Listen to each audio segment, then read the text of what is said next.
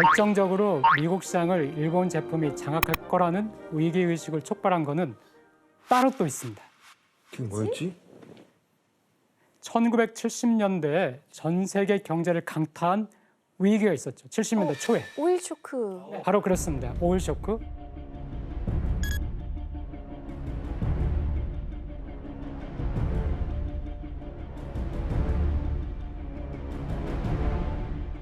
이 오일 쇼크가 미국 시장에서 일본 제품에 대한 열풍을 불러일으켰습니다. 아, 그래요? 차인가? 아, 차네. 네, 그렇습니다. 바로 자동차. 내 생애 첫 차. 아, 진짜요? 시빅.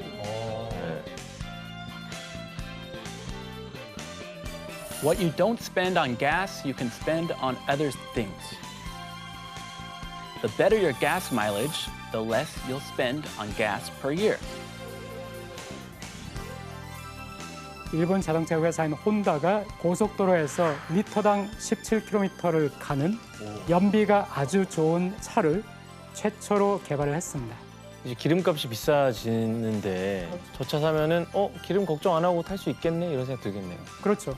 오일 쇼크 이전까지만 해도 미국 차들은 컸죠. 네, 큰 대형차들을 미국 사람들이 선호를 했죠. SUV. 근데 이제는 오일 쇼크로 휘발유 값이 너무 오른 거예요.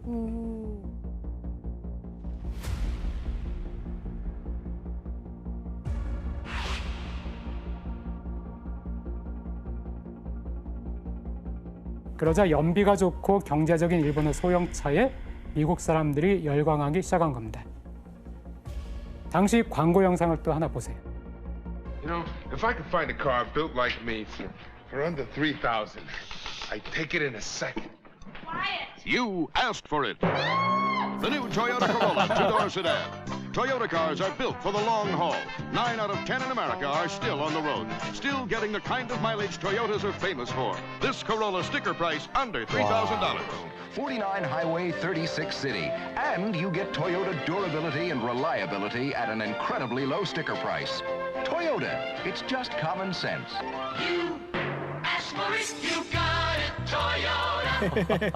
굉장히 경쾌하다. 헐, 가격도 싸고 연비도 좋고. 급기야는 1980년, 일본은 미국을 제치고 세계 최대 자동차 생산 대국의 자리에 오르기까지 합니다. 밀렸네요. 이런 일본 제품이 미국에서 큰 인기를 끌면서 미국의 제조업이 전반적으로 경쟁력을 잃어가기 시작했죠. 당시 미국은 오일 쇼크로 엄청난 타격을 입으면서 물가가 15% 정도까지도 치솟았거든요. 거기다가 기업의 생산성까지 낮아지면서 경기 침체가 일어나고 실업자가 늘어나니까 미국 사람들의 삶이 팍팍해질 수밖에 없었죠. 분노 게이지만 올라가네. 이때 이런 일본 제품의 인기에 불만인 이들이 있었습니다. 아, 있지. 바로 일본 소형차에 밀려 타격을 입은 미국 자동차 회사들이었습니다. 미국이 일본과의 그 무역에서 계속 적자가 발생을 한 거예요. 여기 보시면은 미국이 대일 무역에서 얻게 된 흑자와 적자를 보여주는데요. 야, 이거 뭐 네? 흑자가 없는데요? 1964년까지는 미국이 흑자였습니다. 그랬는데 1965년에 그게 역전되면서 어느 순간부터 미국의 적자가 엄청나게 뛰죠. 계속해서 무역 적자가 이렇게 늘어나니까 자국 내 정책만으로는 이거 안 되겠다. 그래서 미국은 1985년도에 한 가지 카드를 꺼내들었습니다. 그리고 이것이 그 유명한 플라자 합의의 시작입니다.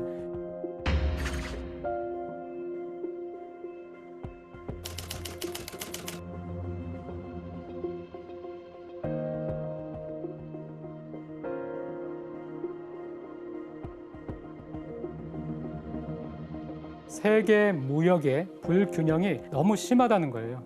그래서 이걸 해소하기 위해서는 특단의 조치가 필요하다는 것이 미국의 주장이었습니다. 특히 미국이 가지고 있는 무역 적자에서 가장 큰 자리를 차지하고 있던 일본을 겨냥하게 됩니다. 그래서 미국은 달러 값은 내리고 엔화나 다른 나라에 통하는 그 값을 올리자고 미국이 제안을 하는 거죠.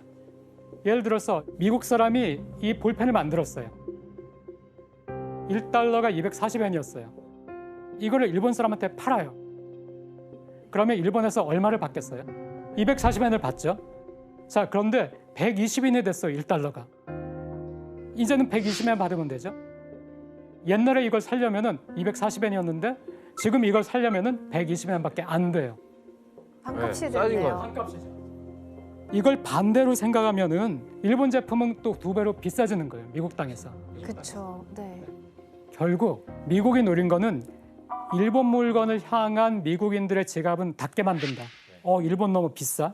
그리고 일본 사람들의 지갑은 열게 한다. 미국 제품 이제 반값이네. 네, 이렇게 하는 것이었습니다. 근데 사실 이게 어떻게 보면 일방적인 이런 방침인데 일본은 어떻게 반응을 했어요? 어땠을 것 같아요? 항의하지 않았을까요? 못하겠다고. 왜 그래야 되죠라고 할 것 같은데. 네, 그럼 당시의 기사로 네. 확인을 해보겠습니다. 네. 아, 못 읽겠는데요? 시장에 네, 그다음은 뭐죠? ドル高修正協調強化市場に積極介入日本は内需拡大 일본은 이 제안을 받아들였습니다. 그래서 미국의 바람대로 1987년 2월에는 1달러가 150엔까지 달러 값이 떨어졌습니다. 그렇다면 대체 일본은 왜 자신들이 손해를 보는 이런 선택을 했을까요? 나름 그냥 자신 있었던 것 같은데. 그렇게 해도 우리께 더 팔려. 미국이 큰 조건 걸었을 것 같아요. 큰 조건. 한 가지는 아니겠죠. 그중에 좀 큰 걸로 미국의 압력이 또 상당했습니다. 예를 들어서 관세를 높이겠다. 일본 제품에 대해서.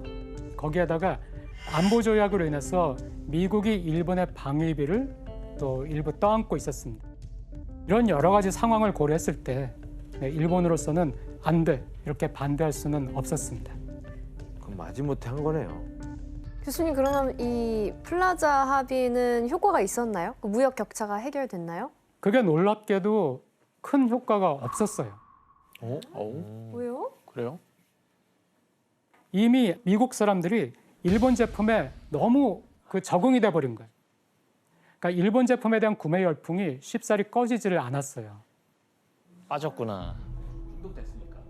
그럼 여기서 포기하진 않을 텐데, 미국이 이대로. 포기할 리가 없죠. 결국 미국은 플라자 합의 이후 2년 뒤 다시 새로운 합의를 이끌어냅니다.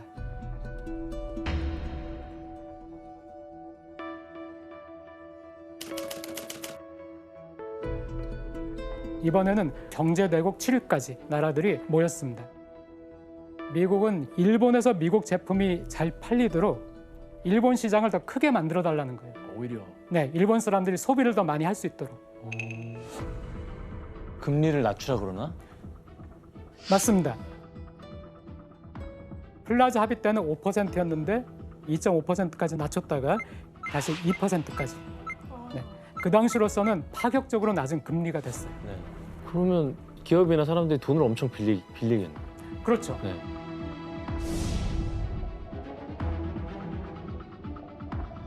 Japan, too, could help right the imbalance in the world economy by righting the imbalance in its own economy. It's time for Japan to let free the pent-up consumer demand in their nation. 교수님, 이번에는 미국의 계획이 딱 들어맞았나요? 이번엔 드디어 미국의 바람대로 미국의 무역 적자도 줄기 시작했습니다. 그런데 이 협약으로 이득을 본 것은 미국뿐만이 아닙니다. 낮은 금리로 시장에 어마어마하게 돈이 풀리면서 일본 경제도 유례없는 활기를 띠게 된 거예요. 대호황이구나. 시중에 돈이 많아지니까. 결국 잃어버린 20년을 예고하는 버블 경제 시대가 이때 열리게 됩니다.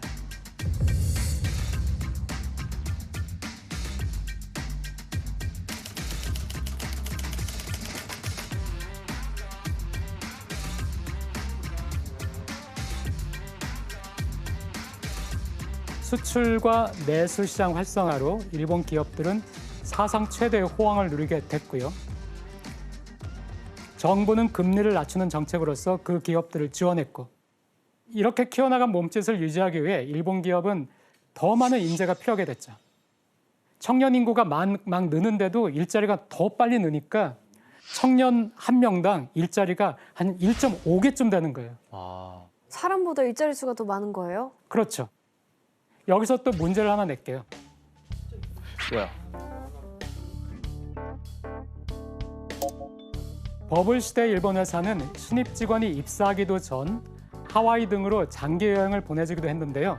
그 이유는 무엇일까요? 와, 하와이. 근데 이거 좀 쉽지 않나요?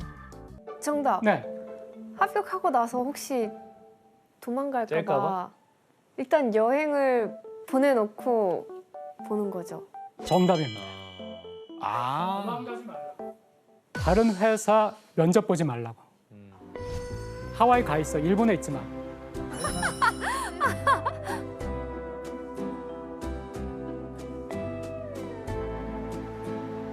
세상에 공짜는 없는 거예요. 그렇죠. 네.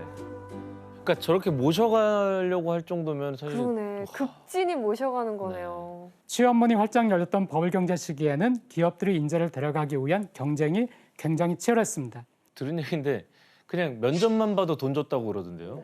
어떻게 하세요? 와. 네, 맞습니다. 네, 교통비를 줘야 돼가지고 만엔에서 한 5만 엔 정도를 줬다고 해요. 면접 보러 오면. 10만 원에서 50만 원을? 그렇죠. 취직 안 하고 면접만 보러 그런 다녀도 애들도 있었어요. 심지어는 면접을 보러 온 사람들을 고급 술집에 데려가서 값비싼 술을 사주면서 우리 회사 들어와. 이렇게 하는 회사들도 있었습니다.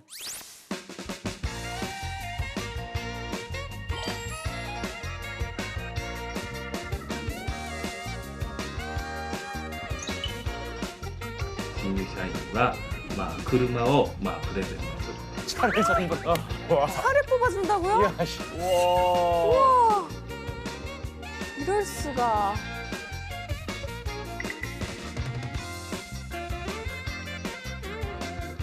あなたと約束をしたよな。来店すれば絶対逃げないと。 야, あなた逃げませんって言ったじゃん。 야, 이거 와. 영상을 보니까 어떠세요? 완전 가불이 바뀌었는데요? 좋은 인재를 잡아두려고 하다 보니까 연봉도 점점 높아졌어요. 아, 좀 통이 컸어. 부러워요. 뭐 신입 사원들은 신났네요. 반대로 이제 기업 입장에서는 인재 구하기 힘들고. 하지만은 낮은 금리로 시작된 내수 시장의 확대가 결국에는 일본의 도구로 작용을 하게 됩니다. 그렇지. 왜냐하면은 은행에서 돈을 빌리는 것에 대한 부담이 낮아진 일본 기업과 일본인들은 재테크 수단으로 대출받은 자금을 사용하기 시작했습니다. 그리고 그 재테크를 위한 방법으로 너도 나도 부동산에 투자를 하게 된 거죠.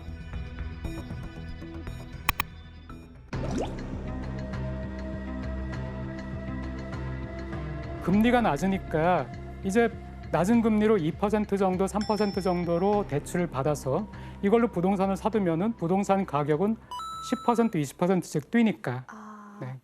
그러니까 이 부동산은 뭐 불패다, 절대 떨어질 일이 없다. 하니까 안전한 데다가 수익도 좋으니까 부동산에 투자를 하게 됩니다.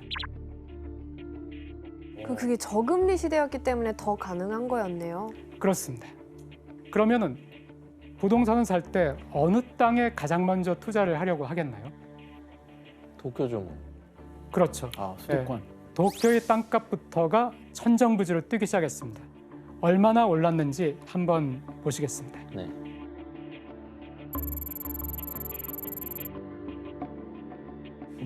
와, 이제 다 올랐네 그냥. 1984년을 100으로 뒀어요. 아, 그때 만약에 100만 엔이었으면은 그게 84년부터 90년까지 6년이죠. 6년 사이에 300만 엔이 됐다는 얘기예요. 3배가 뛰었네요. 네, 네, 많이 올랐네요. 네. 도쿄가 3배가 올랐는데 일본의 평균 땅값도 2배는 다 올랐어요. 네.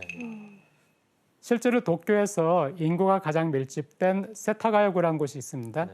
여기 아파트 한 아파트가 1987년에 1억 엔으로 분양을 시작했는데 4년 뒤에 3억 2천만 엔으로 네, 아, 3배 이상 가격이 뛰었습니다.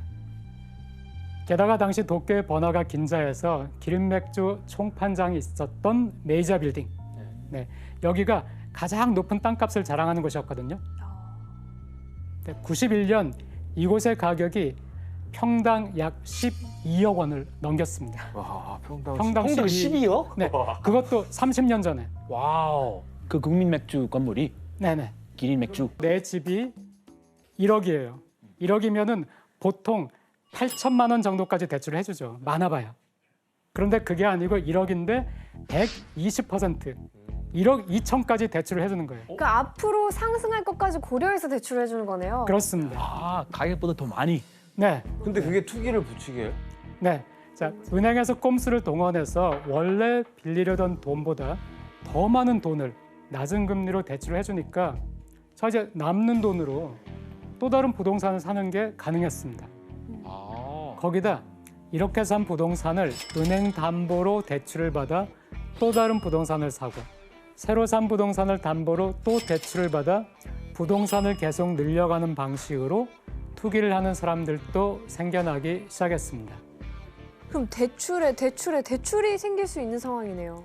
그런 상황이었습니다. 너무 위험한데? 아야 씨도 이런 이야기 들어보셨죠? 네네. 그 당시에 은행끼리 경쟁이 붙어서 부동산 담보대출을 2%의 금리로 대출해주겠다라고 어느 은행에서 하면 다른 은행에서는 1.5%의 금리로 대출을 받을 수 있게 해주겠다 이런 식으로 해서 경쟁을 했었다고 해요. 은행끼리 경쟁을 했구나. 그런데 이런 현상이 지속이 되면은 여기에는 부작용도 있죠. 도쿄의 땅값, 집값, 거기에다가 외곽집까지 집값이 점점 오르니까 집이 없는 사람들은 벼락까지 된 거죠. 서민들은 도쿄에서 절대 못 살 거 아니에요. 그렇죠. 꿈도 못 꾸네요. 그렇죠.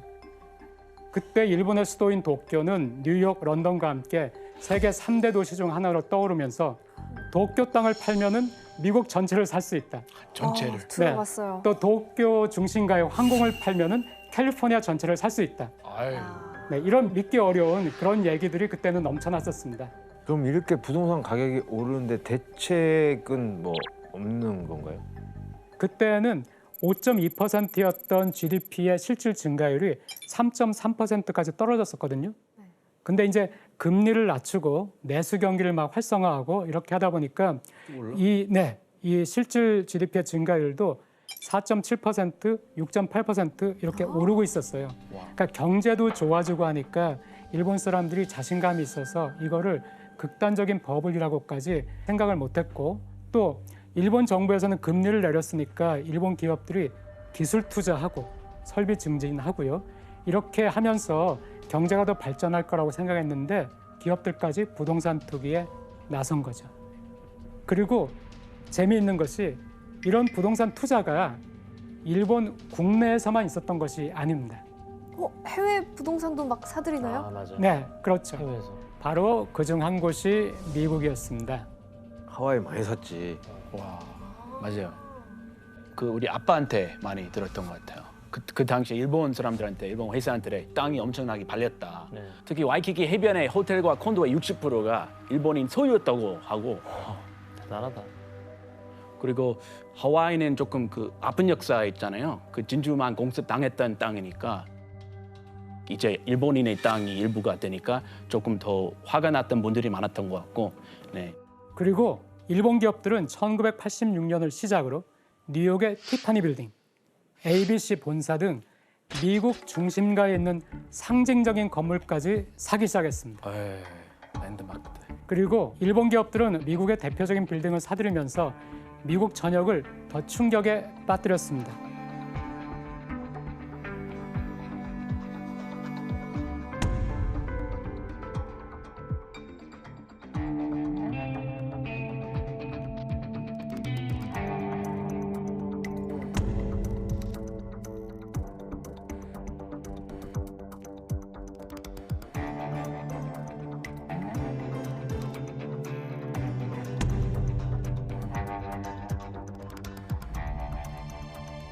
당시 넘쳐나는 돈을 주체할 수 없었던 일본 버블 경제는 이렇게 해외까지 뻗어나간 거예요. 주가가 천정부지로 올라간 1989년 12월 대부분의 주식 전문가는 1990년에 주가가 더 상승한다고 예측을 했습니다. 하지만 1990년 새해가 되자마자 주식은 곤두박질 치기 시작했습니다.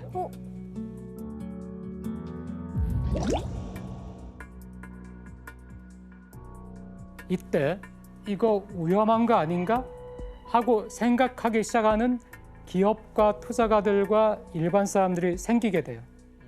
그래서 이 사람들이 아우 됐어, 이 정도 돈 벌었으면 됐어, 나는 여기서 팔겠어 하는 사람들이 생겼는데, 여기서 팔겠어 하는 사람들이 점점 대세가 되면서 주가가 곤두박질을 치기 시작했습니다. 1989년 12월에 정점을 찍었죠. 그 뒤부터 무섭게 떨어지죠. 와. 2만 이하로 떨어진 다음에서야 거기서부터 이제 횡보를 하죠. 근데 더 이상 올라가지를 못하고 있습니다. 이게 바로 버블 붕괴의 시작이었습니다. 89년 12월. 근데 이게 진짜 그냥 나 팔아야지 하는 사람들이 많아지는 이런 심리 때문에 이렇게 갑자기 무너질 수도 있는 거예요. 네, 그렇습니다. 주변 상황에서 계속 오른다 하면은 오를 것 같으니까 사게 돼요. 맞아요. 네, 그런데 한 번 떨어져 가지고 위험을 감지하면은 그때는 빨리 팔아야 되겠다. 네. 이렇게 되는 것이거든요. 불안해서. 근데 저는 이 원리를 잘 이해를 못해서 어려운데 네. 팔아서 저런 상황이 네. 온다고 하면 네. 누군가는 살 거 아니에요. 그렇죠. 사는 사람보다 파는 사람들이 더 많으면은 거래는 이루어지지만 가격은 떨어지면서 거래가 이루어지는 거예요. 가격을 낮춰서 그렇구나. 그렇죠. 가격이 떨어지면서 거래가 이루어지는 거예요. 그런데 그 일본의 중앙은행은 이제 이게 버블이라고 판단을 한 거예요. 그래서 금리를 계속 올려가지고 6%까지 올리고 대출 규제를 더 강화를 한 거예요. 지난 몇 년 동안에 저금리니까 은행에서 최대로 대출을 받아서 투자를 했던 일본인들은 이제 채무 부담이 다가오는 거예요. 금리가 높아졌어. 오, 이제- 이자 비용이 엄청 커지잖아요. 그렇죠. 이자 비용이. 이렇게 되니까 사람들이 빨리 내 집 팔아가지고 이 빚 갚아야 되겠네? 이렇게 되니까 쏟아져 나오는 매물에 부동산 가격이 점점 떨어지게 되죠. 그게 크네. 그런데 이런 사례가 이제 일본에서 속출하기 시작했습니다. 문제는 그 다음이었습니다. 부동산과 주식을 팔아도 대출금을 갚지 못하는 사람들이 늘어나면서 상환이 어려운 부실채권이 쏟아져 나오기 시작한 것입니다. 이 부실채권의 규모가 93년에 약 13조 엔에 달했다는 보고가 있고요. 이것이 90년부터 96년까지 금융기관 16군데가 도산을 하게 됐습니다. 줄도산을 했구나. 네, 이때부터 이제 우리가 얘기하는 잃어버린 20년의 서막이 열리기 시작한 거죠.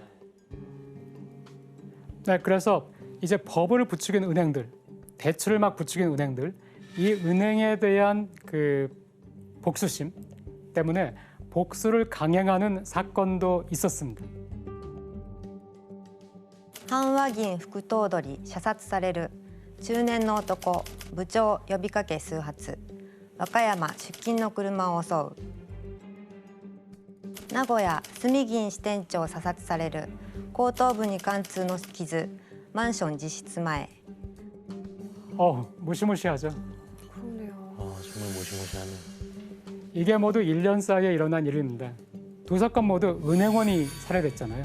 네, 그래가지고 그 점에서 주목을 끌었는데 가장 유력한 것은 버블 경제가 붕괴된 이후에 원한을 가지게 된 그 야쿠자 조직에서 살해한 것이다 라는 소문만 굉장히 무성했는데, 하지만 결국 범인은 잡히지 않았습니다.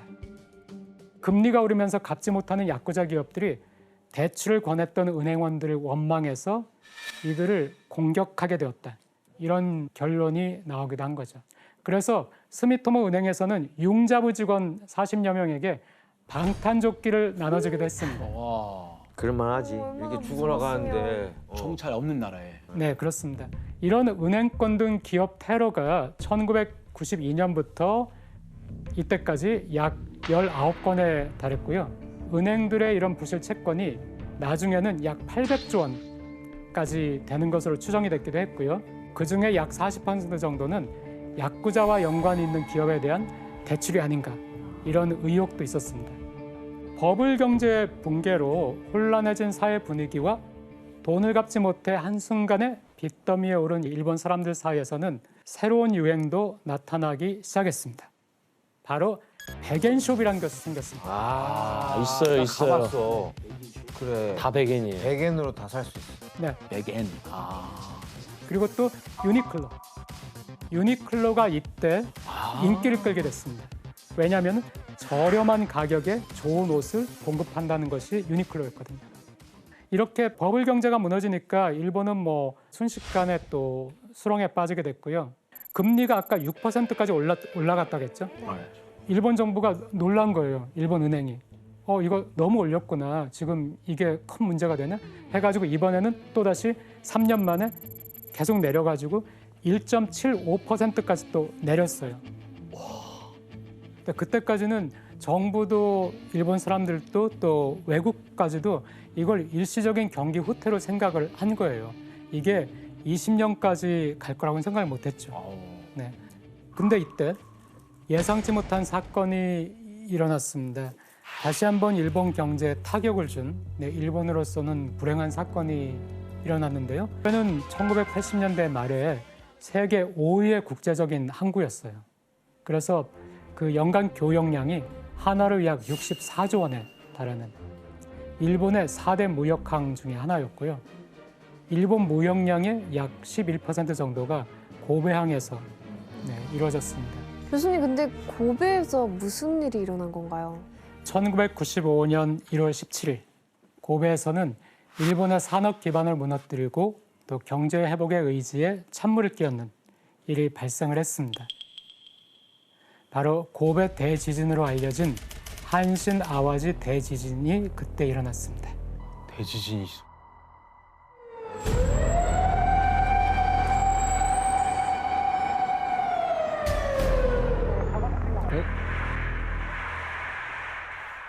오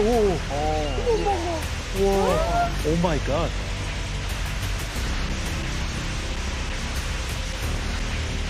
오, 7.3을 저 정도면 새벽에.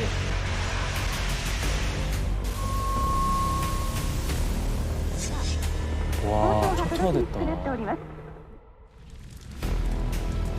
무슨 전쟁 일어난 것처럼 좋겠네.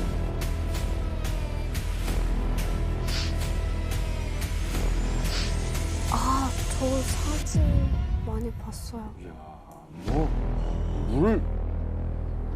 저게 사진이 진짜 많이 신경 썼어요.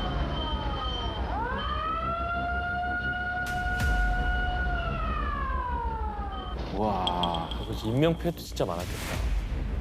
그러겠네요. 네, 정말 무섭죠. 보기만 해도 무섭죠. 땅이 여기저기 갈라져서 뭐 고층 빌딩들이 붕괴가 됐고요. 고베와 오사카를 잇는 한신 고속도로의 철근이 뭐 부러지듯이 꺾여버리고 말았습니다. 단 20초 동안에 일어난 지진인데 이걸로 뭐 도로와 건물이 순식간에 파괴되면서 6,434명의 사망자가 발생했고요.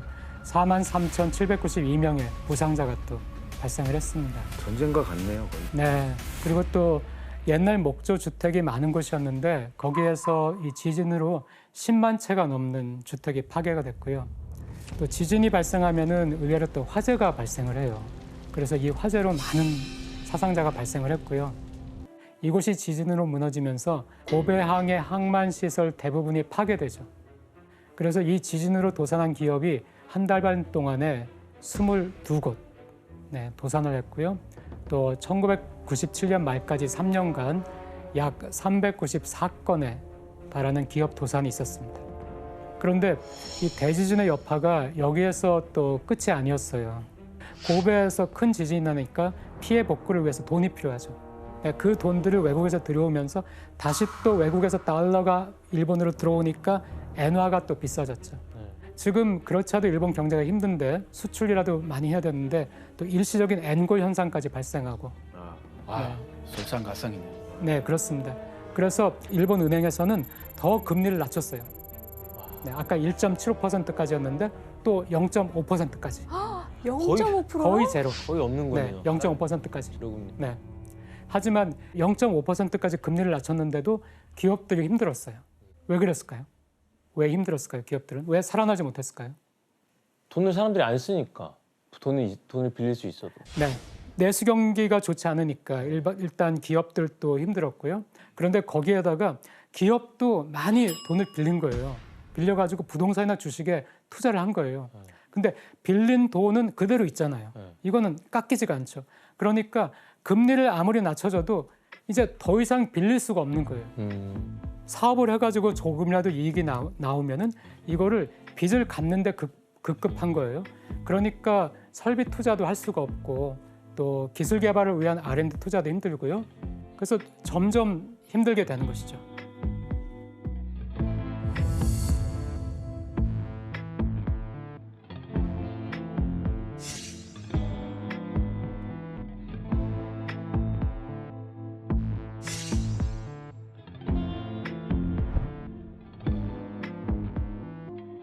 그리고 또 한신 아워지 대지진 2년 후에는 또 다른 위기가 왔는데요.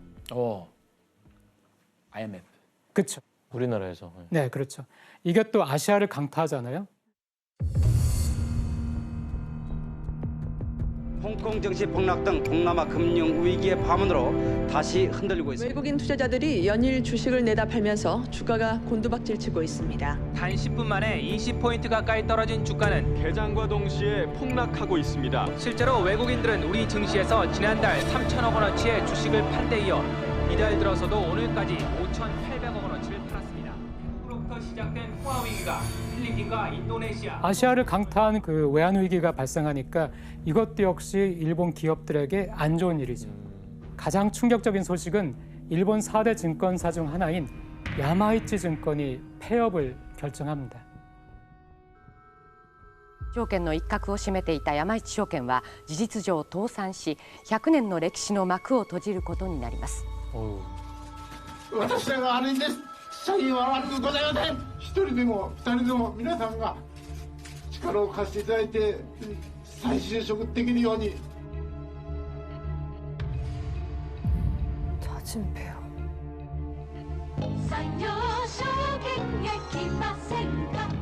산요증권도 폐업.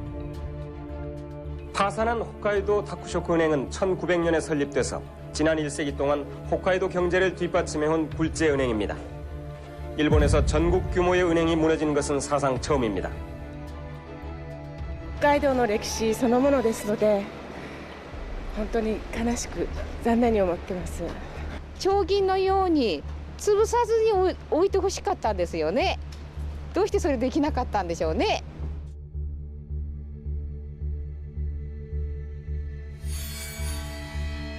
절망적인.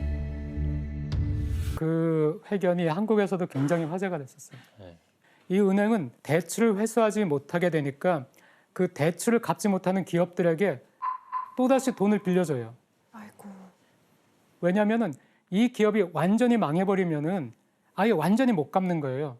그러니까 신랄 같은 희망을 가지고 이제 죽어가는 기업들에게 대출을 해주니까 점점 그 부실 채권의 규모는 커지는 거예요.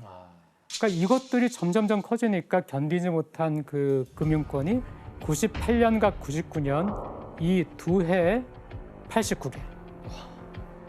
그래가지고 1990년부터 2000년까지 10년이죠. 일본 금융기관이 142개의 금융기관이 도산을 했습니다. 그렇게나 많이. 네.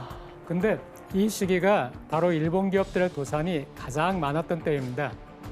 특히 98년에는 일본 내 도산한 회사가 19,171개 회사가 도산을 했어요. 그래서 일본 역사에서 사상 최대. 그리고 개인 파산 건수 역시 전후에 처음으로 10만 건을 돌파를 합니다. 그 전년도에 비해서 1.5배나 급증을 했습니다. 그리고 이때 주식과 부동산 가격이 폭락하면서 빚더미에 앉게 된 이들이 극단적인 선택을 하는 거였어요.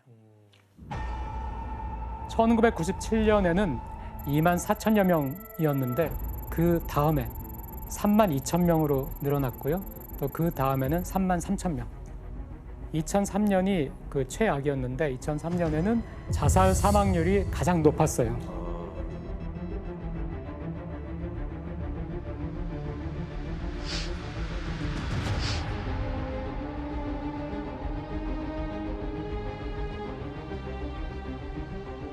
그 아빠가 일본 회사에서 일하셨거든요. 그래서 거기 동료들한테 듣기로는 전철 타면서 그 갑자기 안내 방송 뭐 운행이 중단되었으니 인명 피해 때문에 잠깐 뭐 기다려 주세요 얘기하더라고요.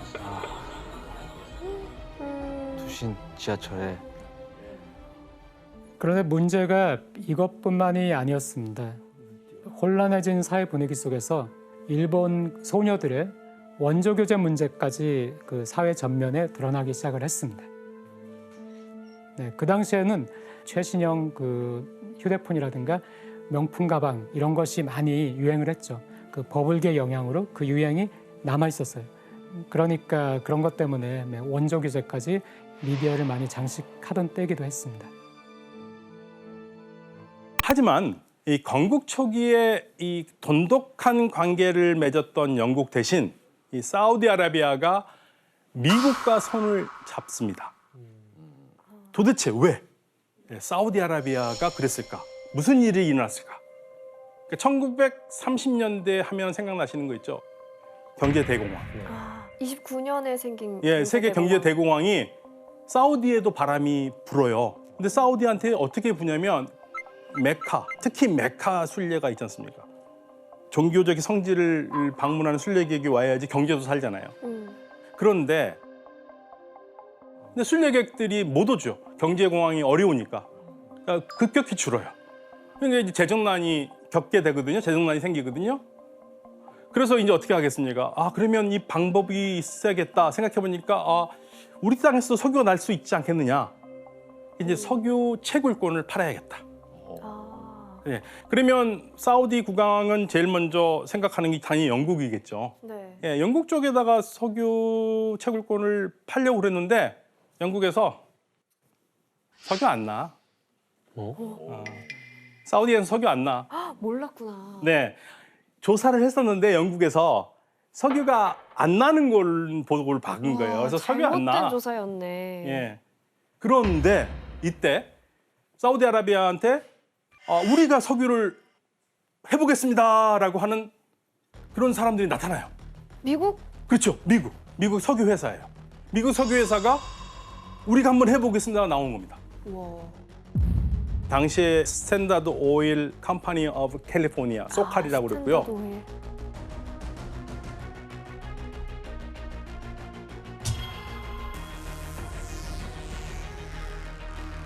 근데 왜 영국도 포기했는데 갑자기 미국이 나선다 그랬지? 뭔가 증거가 있어야 할 텐데. 그렇죠. 거짓 정보를 영국에다가 흘렸나 미국이? 안 난대. 역시 창의적이야. 1922년에 베네수엘라에서 석유가 나고요. 1927년에 이라크 지역에서 석유가 터져요. 그리고 사우디하고 거의 토양이 같은 바레인에서 1932년에 석유가 터집니다. 그러니까 같은 지형이니까 사우디아라비아에서도 석유가 나올 것이라고 봤어요. 그래서 1933년에 사우디아라비아에게 5만 파운드를 선입금합니다. 5만 파운드 선입금하고 석유가 나올 때까지 매년 5천 파운드의 임대료를 약속을 했고요. 60년간 석유를 개발할 수 있는 사업권을 따내요. 우와, 지금 우리 돈으로 하면 1억도 안 돼요. 네, 1억도 안 되는 금액입니다. 헐값이네요. 네, 헐값이죠. 1933년에 미국에서 이제 지질학자들이 와요. 지질학자들이 와서 조언대로 이게 유정을 뚫어요. 6개를 뚫습니다. 미국 회사가 생각한 대로, 그 믿음대로 석유가 터져 나왔을까요? 안 나요. 6개 안 나요. 그래도 포기하지 않고 석유가 나올 거라고 계속 판단한 겁니다.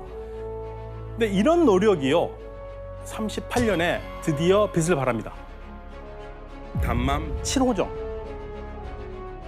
거기에서 지하 1440m로 걷는데 거기서 석유가 펑! 1400. 펑! 터져 나온 거예요. 그래서 이때를 시작으로서 매일 50만 배럴을 생산하게 돼요, 사우디아라비아가. 그러면서 이 1939년에 약 8배가 불어난 400만 배럴의 석유를 생산하는데요. 400만 배럴 하면 감이 안 오시죠? 우리가 하루에 쓰는 게 보통 270만 배럴에서 290만 배럴입니다. 많이 쓴다. 장충 체육관을 꽉 채우는 우와. 그게 하루에 쓰는 양이에요 우리가. 그러니까 이 400만 배럴이면 엄청난 거죠. 어마어마한 겁니다. 그때부터 이제 사우디와 미국의 돈독한 관계가 시작이 되는 거네요. 그렇죠. 사실 이제 석유 생산과 수출이 이 사우디아라비아의 엄청난 재정난을 해결해줬고요. 그러면서 사우디가 뭐 최강국으로 등장하기 시작하는 분기점이 됩니다. 그런데 이제 사우디아라비아에서 수출을 하기 시작한 바로 그 해, 1939년에 바로 제2차 세계대전이 시작합니다. 사우디아라비아가 이 연합국의 석유 자원을 책임질 대안으로 급부상하죠. 그러니까 미국 정부 역시 이걸 굉장히 중요시 여기면서 한 가지 결단을 내립니다. 보니까 이 석유가 단순하게 비즈니스맨한테만 맡겨둬서는 안 될 문제다. 이거는 국가의 운명이 걸 문제니까 국가가 관여하고 싶었는데 실패합니다. 일단 회사들이 건들지 마세요. 우리 건들지 마세요. 그거 하지 마세요. 그러니까 정부가 개입하는 거를 반대했고. 네, 정부가 들어오는 거 싫은 거죠. 석유 회사들은. 그래서 이제 미국은 포기를 할 수가 없으니까 1944년에 주미 영국 대사 헬리팩스를 만납니다. 그래서 이제 어떻게 제안을 하냐면 이란 석유, 페르시아 석유는 영국 거, 사우디아라비아는 내 거다. 이라크, 쿠웨이트 거는 우리 둘이 나눠 갖는다. 그래서 지도를 딱 그리면서 이걸 정리를 해요. 그래서 이 말을 기반으로 해가지고 영미 석유 조약을 만들려고 합니다.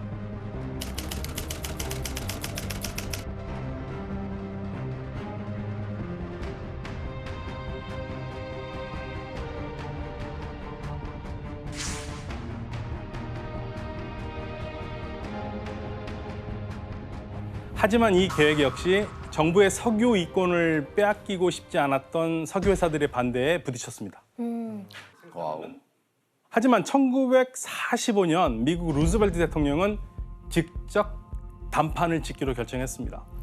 그때 얄타 회담이 열린 때 아닌가요? 맞습니다. 얄타 회담, 한반도를 나누기로 한 그러한 결정이 있었던 슬픈 결정이었던 얄타 회담을 마치고 루즈벨트 대통령이 사우디아라비아 국왕을 만나기 위해서 수에즈 운하에 있는 미국 군함 퀸시호에 가고요.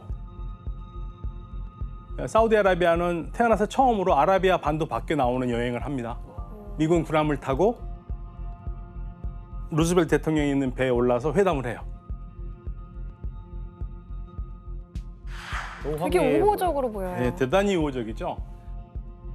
루즈벨트 대통령에게 킹 압둘 왕 앞에서 다정하게 대화를 모습을 보면서 되게 예의가 있다고 생각했습니다. 그래서 루스벨트 대통령에게 그 호감을 느끼는 사람들이 엄청 많았어요. 저는 이거를 보고 항상 지도자의 품격이라고 얘기를 하거든요. 정상회담으로 끝내버리는 겁니다. 근데 그 군함에서 굳이 할 이유가 따로 있었어요? 왜 했겠습니까? 비밀. 알려지고 싶지 않았어요. 그래서 결국 루즈벨트 대통령이 원하는 것을 얻습니다. 무엇을 원하냐면 다른 것도 많이 있었지만 석유 문제였어요.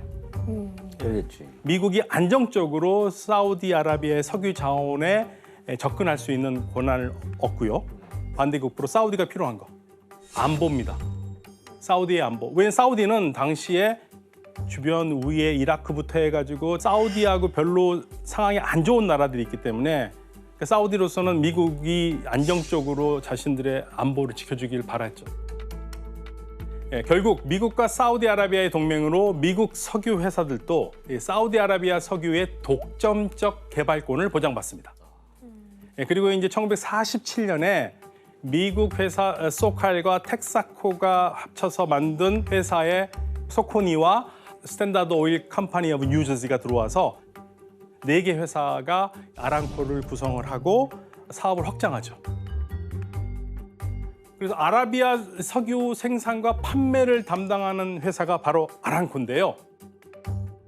사우디아라비아의 석유 국영 회사이고요. 현재 전 세계 시가총액 1위입니다. 아람코가. 세계에서 가장 잘 나가는 회사가 바로 아람코죠. 그럼 이 두 분은 아람코에 대해서 알고 계셨어요? 뭐 거기서 들어본 거 있고 거기서 이제 좀 나오는 회사들을 좀 알고 있죠. 저희가 알만한 게 있나요? GS 칼텍스, 어? GS 칼텍스 지분을 가진 쉐브론 되게 유명하잖아요, 그렇죠? 아람코는 지금도 세계 경제가 엄청난 영향을 끼치고 있고요. 우리나라 경제와도 밀접하게 관련이 있네요. 예. 그 아람코는 되게 사우디 사람들이 가장 들어가고 싶은 회사예요. 그래서 저희 삼촌이 아람코 회사 됐는데 저 옛날에 자랑 많이 했었어요. 그런데 이 석유 생산이 한창이던 그때 석유를 둘러싼 갈등이 폭발합니다. 사우디아라비아를 중심으로 중동 국가들의 반발이 시작된 건데요. 왜요?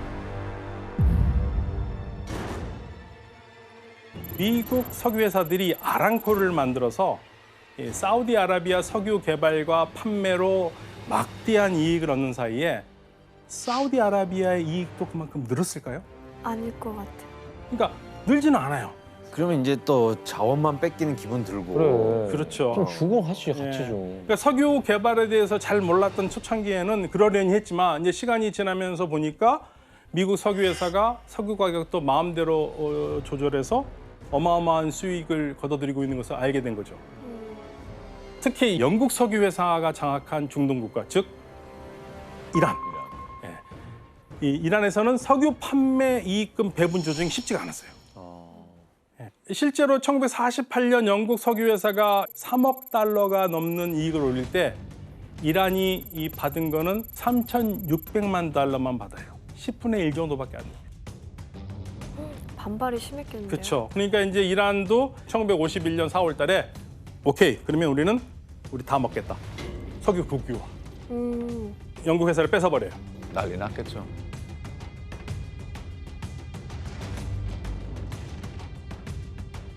그래서 이 이란에서 이 촉발된 석유 국유화 열풍이 중동 전체에 미칩니다. 그리고 베네수엘라와 사우디아라비아가 중심이 돼서 대형 석유 회사의 횡포에 맞서서 우리가 무언가를 해야 된다. 우리는 산유국인데 산유국의 권리를 찾자 해서 만든 게 석유 수출국 기구 오펙입니다. 오펙이 그래서 출발했구나.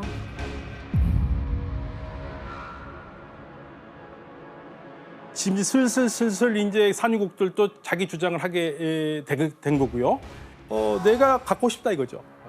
이게 정당하지 않느냐. 이때 중동 산유국을 이끌어가서 석유 회사로부터 석유 패권을 완전히 뺏어오는 인물이 등장합니다. 아흐마드 자키 야마니, 석유 황제라고 불리죠. 사우디아라비아의 제2대 석유 장관이에요. 그래서 이제 2대 장관으로 일하면서 오페크를 사실상 이끌어요. 사우디아라비아가 생산량이 많으니까 사우디아라비아의 이권을 찾기 위한 노력을 하기 시작합니다.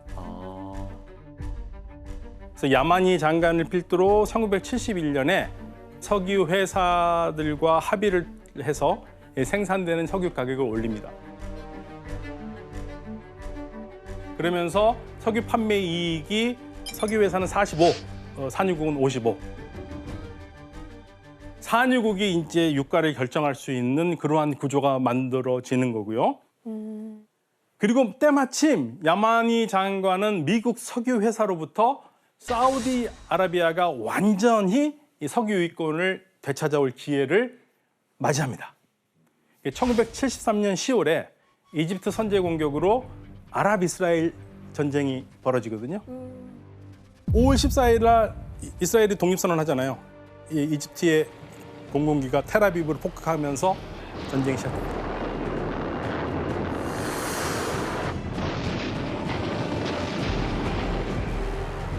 그때 미국이 이스라엘에게 무기를 지원하기 시작합니다. 이스라엘이 이제 이랬다가 크게 패할 것 같으니까. 네. 이때 사우디아라비아가 다른 산유국과 함께 석유로 무기화시켜서 세계의 친이스라엘 세력에게 타격을 주겠다는 거죠. 그리고 다음 날 이스라엘을 지지하는 나라들의 석유를 수출하지 않겠다고 아랍 산유국들이 선언했습니다. 이게 제1차 오일 쇼크의 시작인데요.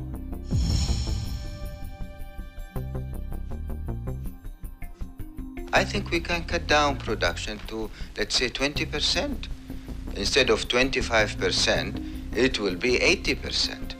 You think Europe or Japan or the United States can survive with this? If the Americans are thinking of a military action, this is also another possibility. But then this is a suicide. 그 석유가 정치적 무기로 제대로 쓰였네요. 그렇죠. 이 당시 석유 시장에서 오페크 산유국이 차지하는 석유의 비중이 무려 80%. 우와. 따라서 이 중동의 이 국가들이 고의적으로 유가 조정을 들어가니까 전 세계가 당연히 휘청거리죠. 완전 패닉에 빠졌겠네요. 사실 지금 뭐 너무 기상천외하지만 이렇게 아니더라도 많은 경우에 뭐 운전하다가 기름이 떨어져서 차가 서버린다든지 그리고 기름을 얻기 위해서 자동차들이 쫙 서 있는다든지 이러한 광경이 기름 살려고? 기름 살려고요. 네, 그러한 풍경이 벌어졌고 그리고 도로도 55마일 제한 속도라든지 뭐 88km 정도 제한 속도를 두기도 하고 석유 이용을 줄이려는 방식도 굉장히 많았어요. 더군다나 또 이때 이득을 본 나라 중에 하나가 일본인데요. 일본이 연료가 적게 들어가는 저효율 자동차를 내놓기 시작했거든요. 그전에는 미국 사람들은 기름값 생각 안 하고 샀는데 이때부터 일본 차들이 자리를 잡기 시작합니다. 기름 연비 많이 안 나오는. 네, 아주 효율적인 자동차. 경차를 낸 거지, 경차. 일본 차들은 작으니까. 네. 저때 우리나라도 한창 경제 개발이 활발하게 이루어진 때라 타격이 되게 컸다 그래요. 그래서 택시들이 LPG 차량으로 개조되기 시작하고 또 아파트 엘리베이터는 9층과 10층 사이에 애매하게 서서 반층 내려가거나 올라가는 그런 식으로 건물이 지어졌다고 하더라고요. 최대한 에너지를 줄이기 위해.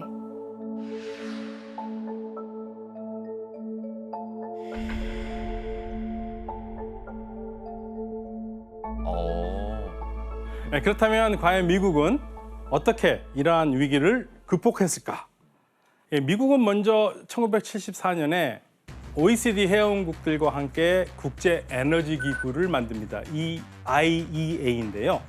중동 산유국들이 앞으로도 이런 방식으로 석유 시장을 흔들어 버리면 긴급하게 석유를 서로 맞바꾸거나 주고받거나 또 정보도 같이 나누면서 대응을 하겠다라는 의도를 가지고 이러한 기구를 만들고요. 그 오펙에 대항하기 위한 기구네요. 그렇죠. 그리고 두 번째로는 오펙의 중심국 이 사우디아라비아와 어떻게 해서든지 손을 잡는 거죠. 아니 사우디아라비아 때문에 이 난리가 나는데 사우디랑 손을 잡을 생각을 한다고요? 당시 이제 사우디는 한 가지 문제점이 있는 게 안보가 취약했어요. 그러니까 이런 상황에서 안보가 불안하니까 미국이나 이웃에 있던 이란은 굉장히 걱정합니다. 왜냐하면 사우디가 그냥 그런 나라면 뭐 걱정하겠습니까? 석유가 너무 많잖아요. 여기 정정에 불안이 생기면 전 세계가 흔들 것이라는 걱정이 생기니까 이러한 사우디를 잘 부슬리면 될 수 있는 문제가 되거든요. 근데 이제 미국의 대통령이 사우디에게 손을 내밉니다. 야, 사우디 너희들이 석유로 번 돈으로 미국 국채를 구입해라. 그러면 미국은 당연히 사우디의 왕실의 안정을 보장할 수밖에 없고요. 예. 그리고 더 나아가서 사우디가 석유를 파는 거를 미국 달러로만 하는 거예요. 그래서 이게 소위 말해서 페트로 달러의 시작인 겁니다.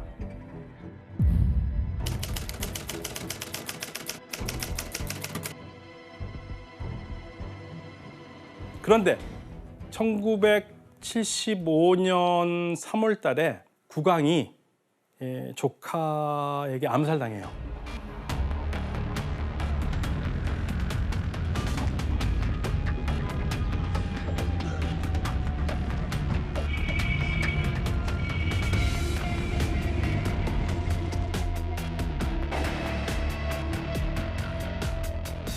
그러니까 이런 상황에서 안보가 불안하니까 당시 미국의 국무장관이 키신저가 이란의 왕과 어떤 약속을 하냐면 만약에 사우디 안보가 불안하게 되면 석유 시장이 흔들리니까 그러면 이란군이 사우디 유전을 장악하라 이거죠.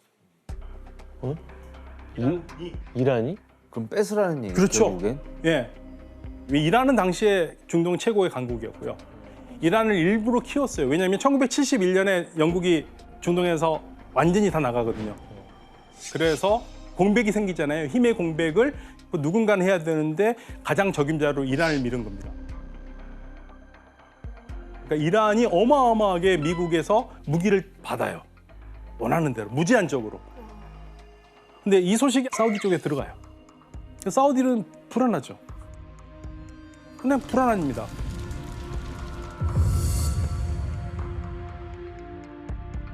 그래서 양쪽의 관계는 오히려 또 돈독해지는 상황이 됩니다. 근데 이런 노력이요, 1976년에 드디어 빛을 발합니다. 이때 이란은요, 근대화를 하면서 돈을 국내에 쏟아붓고 국내 산업 기반을 만들기 위해서 노력을 했어요. 근데 이게 전부 다 국가 주도거든요. 국가 주도여서 인력이 필요하니까 인력이 지방에서 다 올라오겠죠. 젊은이들이 올라오고 그럼 그 일자리를 줘야 되는데 유가가 계속 올라가야 돼요. 이란 입장에서는. 그죠. 예. 76년 12월 달에 카타르 도하에서 오페크 국가들이 다 모입니다. 내년 77년 유가를 결정을 해야 되는데 이란이 뭐라고 그러냐면 It is our considered opinion. It is our belief. It is our conviction. How stronger can I say? That 15% is not going to damage the economy of the West. 난리가 난 겁니다. 이제 미국은 이거 어떻게 막아야 되는데 근데 당일 야만이가 올리면 나는 그만큼 석유를 증산하겠다. 그럼 올려봤자 소용없는 거잖아요. 유가가 오르는 걸 막은 거죠. 1978년 10월 달에 이란의 석유 노동자들이 임금 협상과 국내 정치 실패를 이유로 파업에 돌입합니다.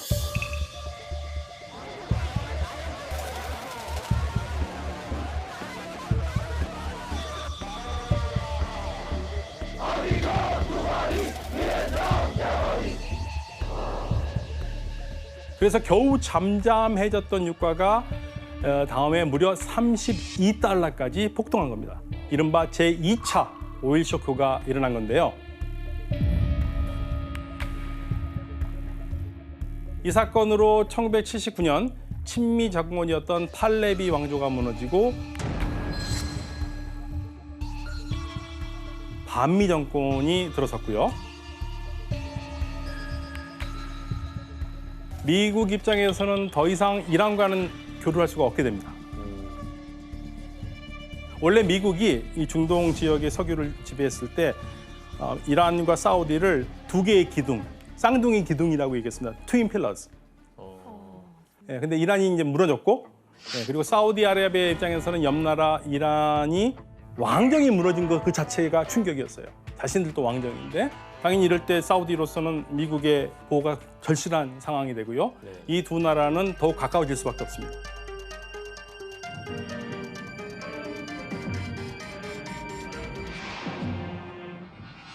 그리고 이때 미국의 석유 회사였던 아람코 지분 100%를 1980년에 사우디아라비아가 가져옵니다. 그래서 사우디아라비아가 100개의 유전을 가진 세계에서 가장 큰 석유 회사가 이제 사우디아라비아 국영회사가 돼요. 그리고 이름은 나중에 사우디 아람코로 이름을 바꾸는 거죠. 그렇다면 미국은 아무런 대책 없이 사우디아라비아에 아람코를 넘겨줬을까요?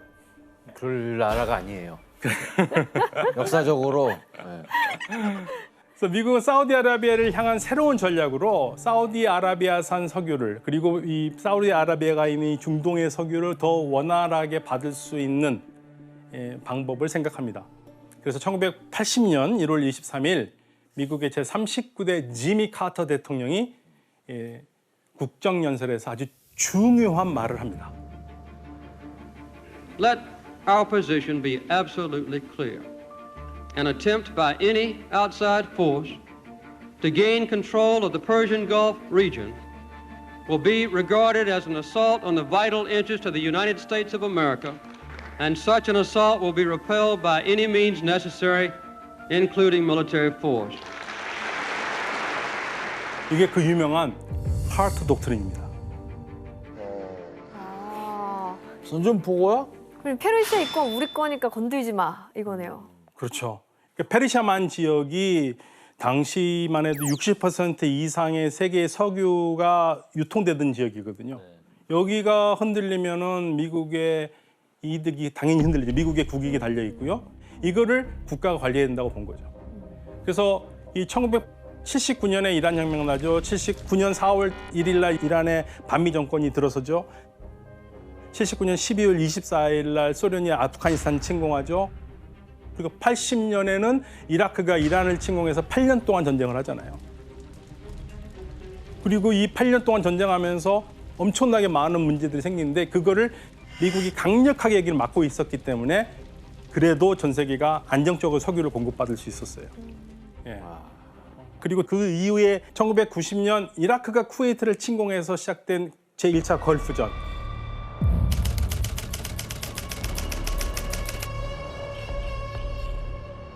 이때 미국이 다국적 연합군을 결성을 해서 사우디에 미군을 주둔시키면서 그러면서 사우디아라비아를 보호합니다. 그리고 미국은 1990년대 초 하루 200만 배럴에 달하는 사우디아라비아 석유를 수입해서 서로 관계를 더 공고히 해가지고.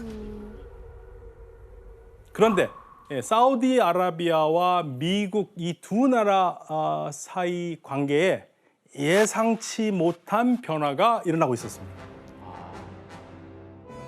그 변화는요, 2001년 이 사건 때문입니다.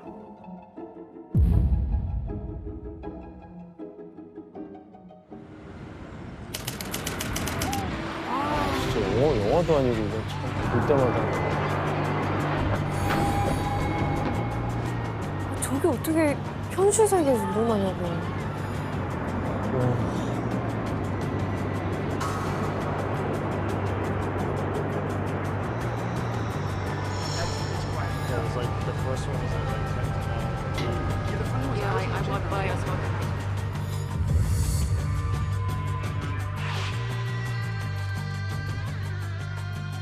네 대의 비행기를 납치를 한 거거든요. 19명이고요. 19명 중에 15명이 국적이 사우디아라비아. 왜 사우디가 그렇게 많았지? 심지어는 이 사건을 뒤에서 계획하고 조직했던 사람 오사마 빈 라덴도 사우디아라비아 국적이고요. 당연히 미국인들이 이 사우디아라비아를 보는 눈이 절대 곱지 않겠죠. 예, 그러면서 이 불신이 싹 틉니다. 당시 이 사우디아라비아 왕세자였고 훗날 6번째 국왕이 되는 압둘라 국왕은 이 9.11 테러 1주기를 맞아서 당시 미국 대통령인 부시 대통령에게 공개 편지를 보냅니다. 미국 국민을 향한 테러 공격 1주년을 앞둔 오늘, 저는 이 기회를 빌어 여러분과 희생자 가족분들 그리고 미국 전체에 사우디아라비아 국민들과 함께 저의 진심 어린 애도와 공감을 표합니다. 우리는 모든 사회를 위협하는 이 치명적인 독을 근절한다는 목표 아래 테러리스트들을 향한 맹렬하고도 무자비한 전쟁을 수행하기 위해 미국이 주도하는 국제연합과 함께하고 또 독립적으로도 행동할 것입니다. 이렇게 압둘라 왕세자가 공개적으로 미국 국민과 대통령에게 메시지를 보내서 두 나라 사이에 이 벌어진 간극을 좁히고자 노력을 했지만 한 번 깨진 게 쉽게 가라앉지는 않았던 것 같아요. 그래서 이 두 나라 사이의 미미한 변화가 유가에도 영향을 미칩니다.